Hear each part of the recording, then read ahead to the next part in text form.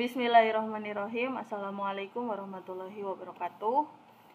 Pada video ini saya akan menjelaskan mengenai prosedur standarisasi larutan kalium permanganat dengan metode titrasi permanganometri. Seperti kita ketahui bersama bahwa larutan kalium permanganat itu bukanlah suatu zat baku primer, ya. Karena sulit sekali kita mendapatkan larutan kalium permanganat yang bebas dari mangan dioksida.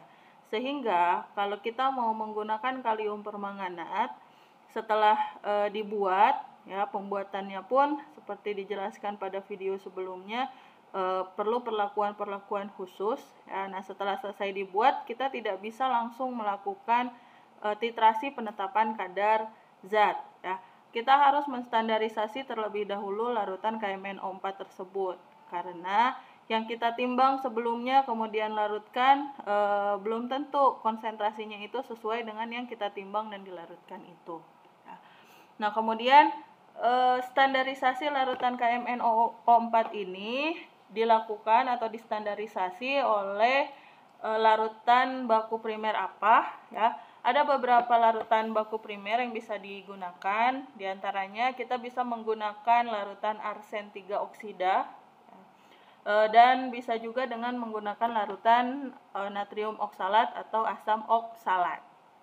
Untuk prosedur yang akan saya jelaskan di sini adalah prosedur standarisasi larutan KMNO4 dengan menggunakan larutan baku primer asam oksalat. Nah, asam oksalat yang kita gunakan adalah asam oksalat dihidrat, jadi H2C2O4 2H2O. Kita buat terlebih dahulu si asam oksalat ini, ya, kita timbang secara seksama, kemudian dilarutkan sampai dengan didapatkan konsentrasi si asam oksalat ini 0,1 normal, ya. Jadi satuan dari asam oksalat ini kita gunakan satuan normalitas. Nah, berapa yang ditimbang silahkan nanti dihitung saja, ya, tergantung volume yang akan kita buat, ya, dengan menggunakan rumus normalitas sama dengan massa dibagi berat ekivalen dikali 1000 per mililiter larutan yang dibuat, ya.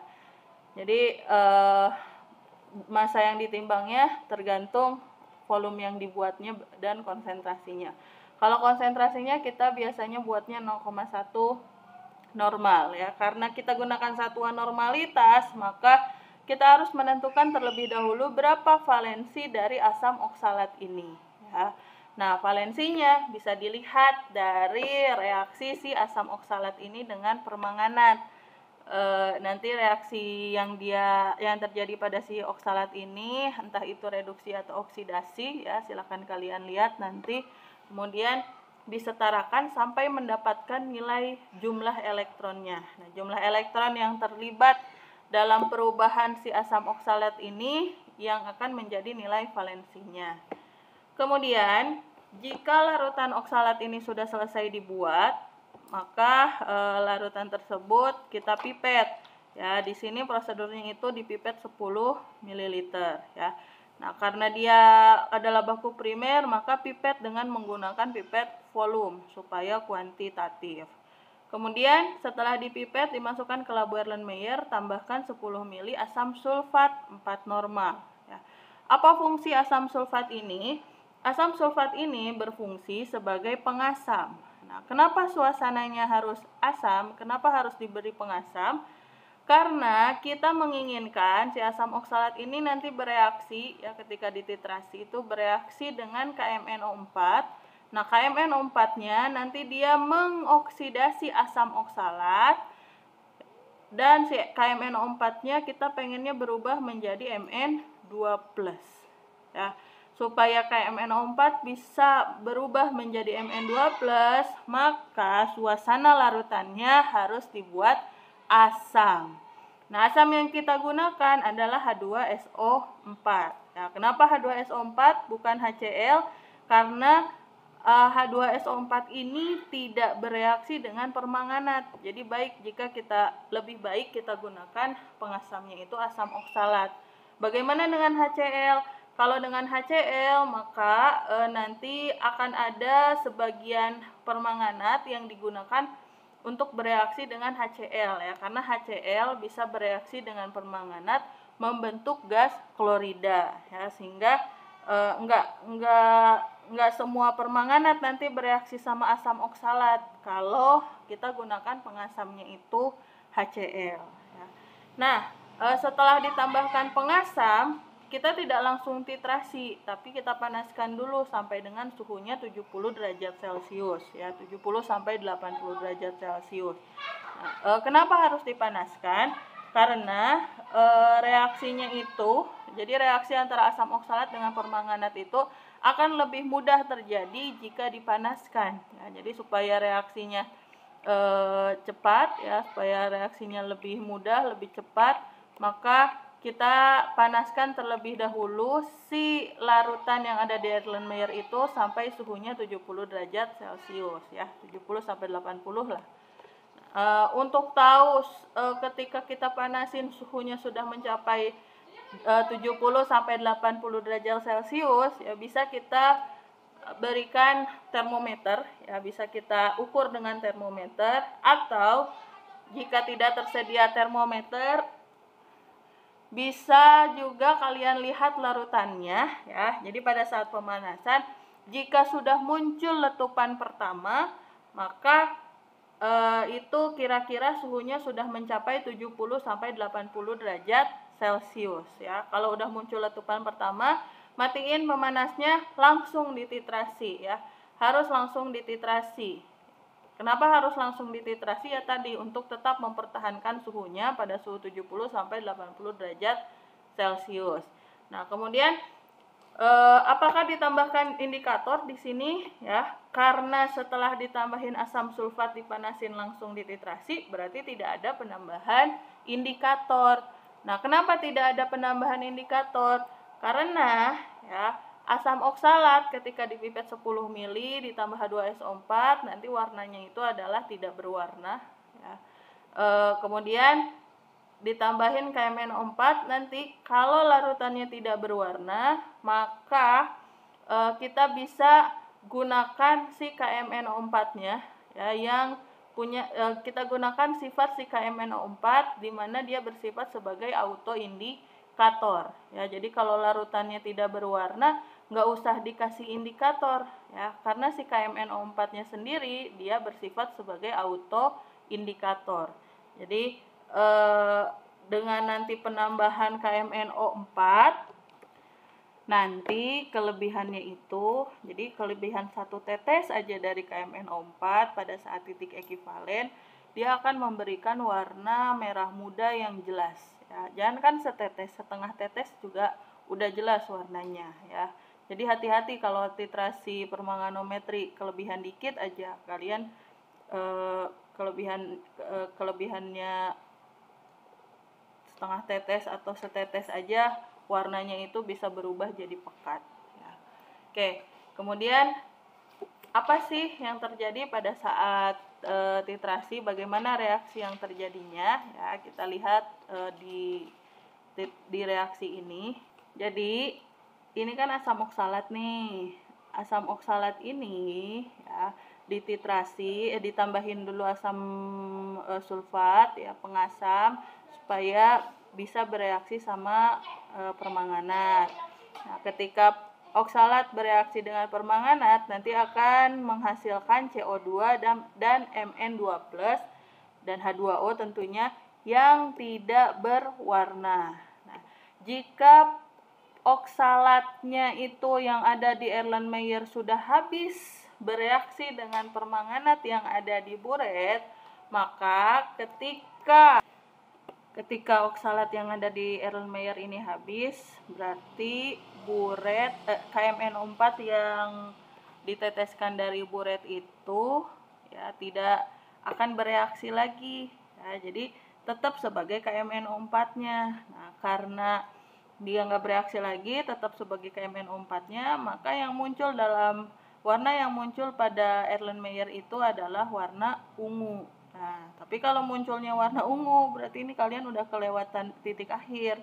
Yang paling bagus titik akhir itu adalah warnanya itu cuma seulas ya. Jadi jangan terlalu banyak kelebihan si permanganatnya ya, peniter itu jangan terlalu banyak kelebihannya. Supaya apa? Supaya akurasi dari penetapan kalian itu menjadi cukup baik ya. Oke, kemudian pada saat titrasi nanti kalian akan mendapatkan data-data ya. Yang pertama, kalian kan harus nimbang, berarti akan mendapatkan data massa penimbangan ya. Yang ditimbang apa? Yang ditimbang adalah asam oksalat. Nah, kemudian ketika kalian membuat asam oksalat ya, asam oksalat itu mempunyai sifat, dia itu punya sifat asam oksalat itu punya sifat bisa menyerang kaca atau bisa bereaksi sama kaca ya. Kepencet. Jadi ketika nanti kalian bikin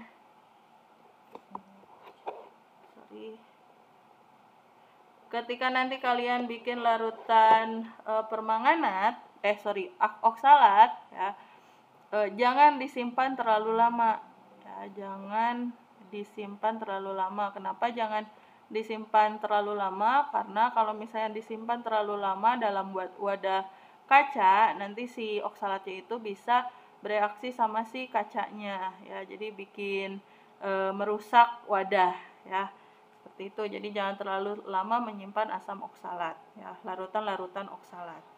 Oke, ketika kalian membuat oksalat nanti kan mendapatkan data massa penimbangan, kemudian volume si oksalat kan dibuat sampai sekian mili, nanti dapat volume pembuatan. Kemudian volume yang dibuat itu kan dipipet, berarti ada volume pemipetan. Nah, volume pemipetan itu nanti adalah yang bereaksi dengan si permanganat. Ya, ini data si oksalat. Ya, kemudian ketika kalian titrasi, ya, ketika dititrasi nanti itu kan dititrasi oleh permanganat, permanganatnya dari buret, dititrasi ditambahkan permanganat sampai dengan titik akhir. Nah, ketika titik akhir tercapai, nanti volume titrasinya dicatat ya. Jadi nanti dapat data volume titrasi. Titrasinya harus dilakukan sampai konstan ya.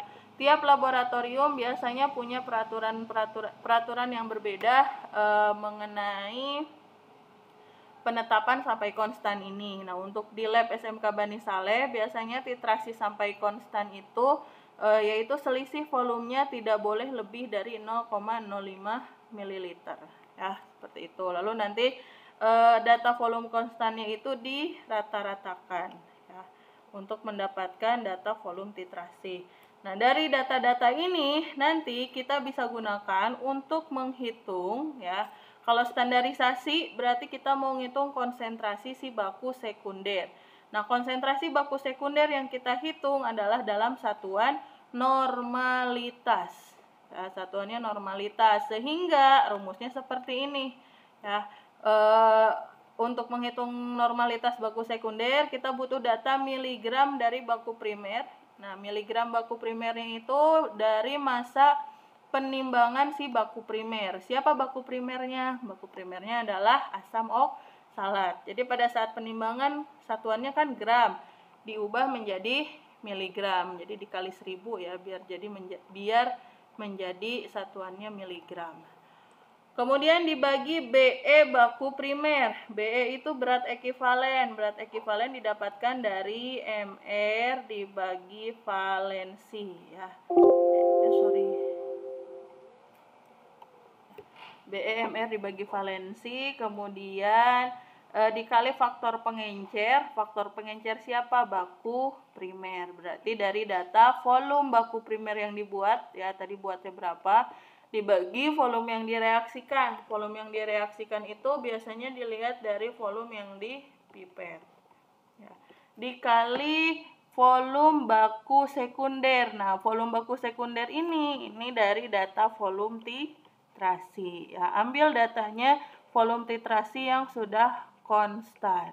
Nah, kalau misalnya sudah dimasukin ya data-datanya, nah volumenya ini di sini nanti satuannya mililiter ya. Ini masanya miligram. Kalau volume yang dibuat dan volume yang direaksikan ini bebas satuannya karena nanti kan Yang penting volumenya yang di atas sama di bawah satuannya harus sama. Nah, udah dapat semua data ini, nanti kita bisa mendapatkan nilai normalitas dari baku sekundernya. Baku sekundernya itu apa? KMNO4. Nah, nilai normalitas ini nanti datanya akan kita gunakan ketika mau menentukan kadar zat. Ya, jadi normalitas baku sekunder ini nanti datanya akan dipakai terus ya pada saat perhitungan-perhitungan ketika kalian nanti titrasi penetapan kadar zat. Ya. Baik, demikian penjelasan saya mengenai prosedur titrasi standarisasi KMNO4 dengan metode permanganometri. Ya, semoga bisa kalian pahami. Terima kasih. Assalamualaikum warahmatullahi wabarakatuh.